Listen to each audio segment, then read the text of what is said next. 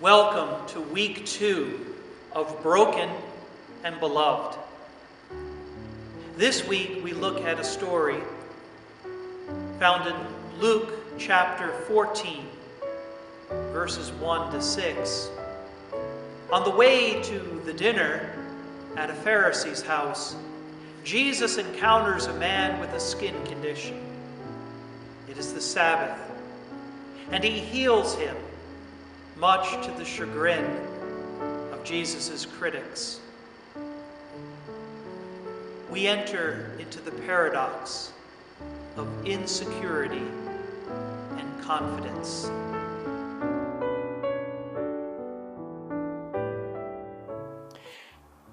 Whenever we look at the Bible, context is important. The context in which teaching occurs helps us to understand and go deeper into Jesus' life and ministry. Today, the context is a meal at the house of the leader of the Pharisees. Meals are real important. In the ancient world, there were a time for people to come together, a place for social bonding. People of similar social status got together. People discussed and debated things. And so the Pharisees would have been used to gathering at a table, debating the finer points of the law. And the fact that the Pharisee invites Jesus to his house seems to be an invitation to the kind of conversation about what was found in the law and how it applied to their lives. First part of the context, a meal. Second part of the context, it's the leader of Pharisee. This house would be ritually pure. There is great care given to making sure that the category of holy is preserved. The way you preserve holiness, according to the law of Moses, is that you separate unclean things from clean things. And there are laws that help you determine which is in which place. You do this because if you have uncleanliness, if you have unholiness, it can damage, it can contaminate, it can pollute holy places, and it can separate people from God. We'll talk in a few minutes about how disease was seen as a separation between God and people. The context, though, it's a meal, a place for people to be brought together, to share in conversation. It's the meal of a Pharisee. That conversation will be following very strict ritual boundaries and guidelines.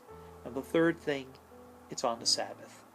The Sabbath was a day of holiness.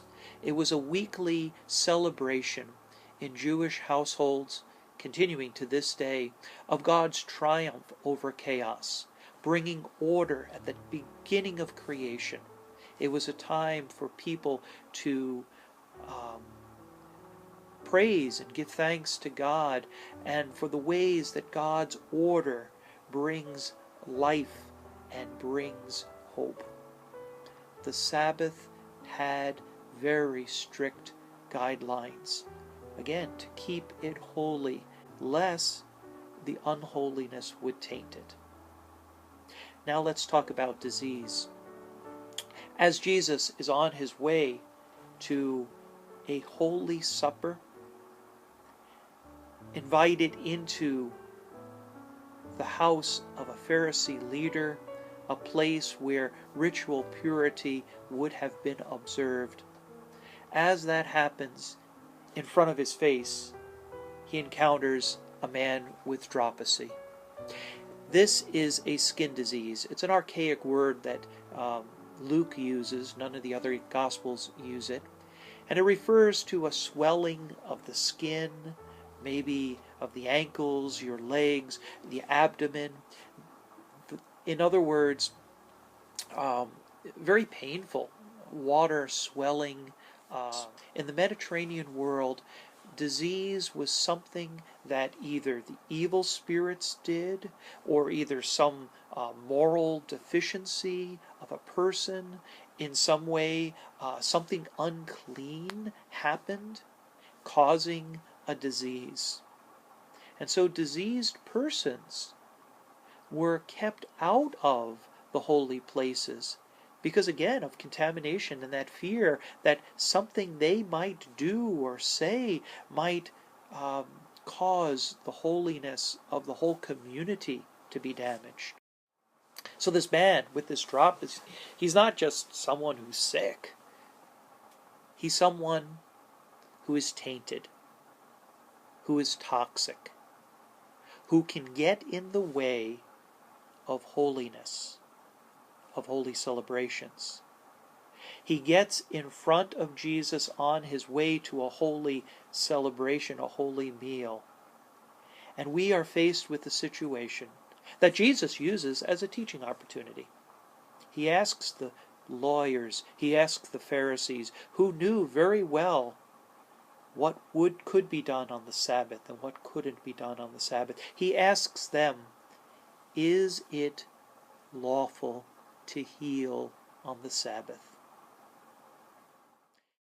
Jesus answers his own question by reaching out and touching the man.